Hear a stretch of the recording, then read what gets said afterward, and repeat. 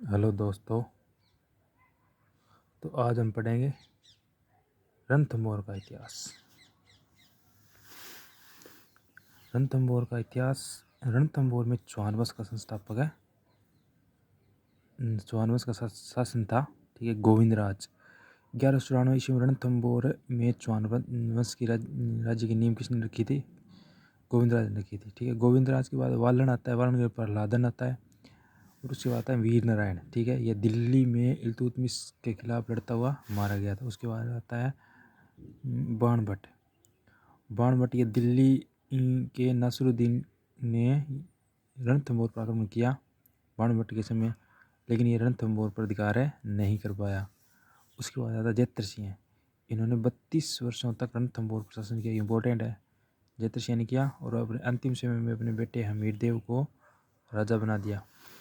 उसके बाद आता हमीरदेव, ये इम्पोर्टेंट है।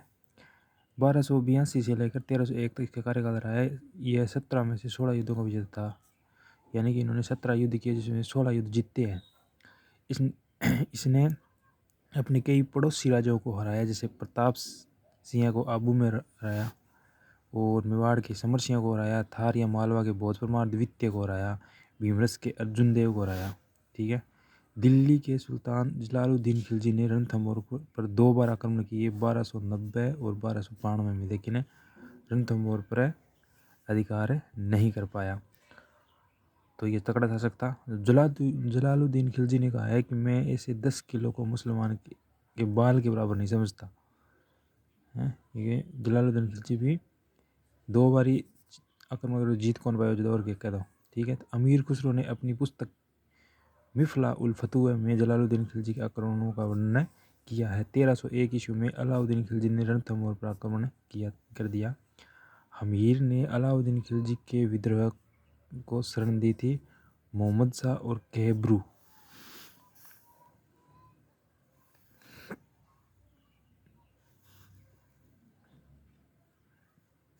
अंधवा ने कर्ण शरण दी हमीरदेव थी, ठीक है। तो मेन कारण हो आक्रमण। फिर सेनापति आ देखो, अलाउद्दीन खिलजी का सेनापति है नुसरत खा, अलुंग खा और अल्प खा। हमीरदेव का भीम सिंह और धर्म सिंह, ये दोनों इंपॉर्टेंट है। यहाँ सेनापति भी बारी बारी पूछा हुआ है, ठीक है।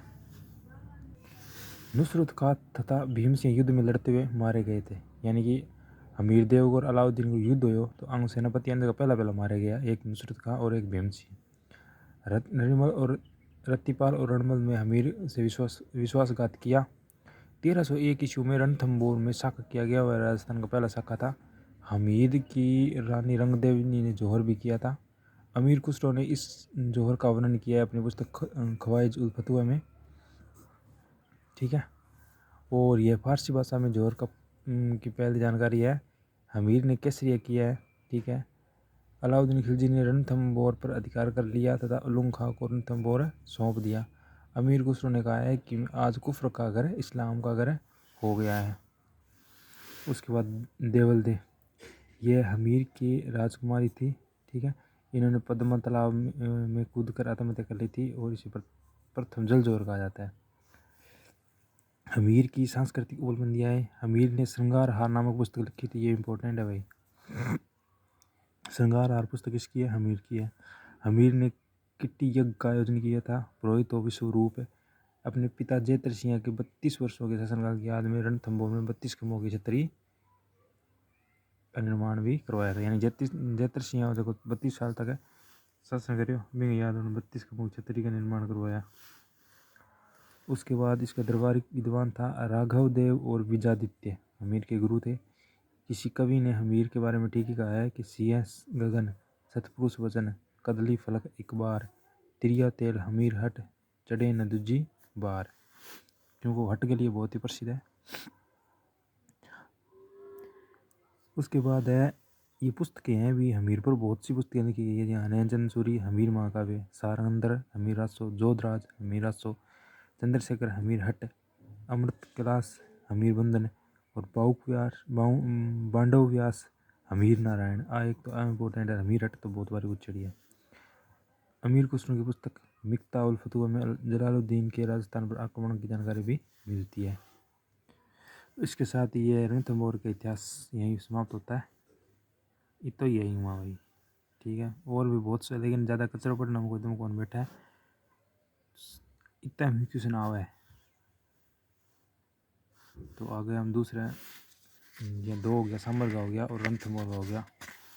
आगे हम सिरोही का और जो का बच्चा टाइप पे पढ़ाऊँगा।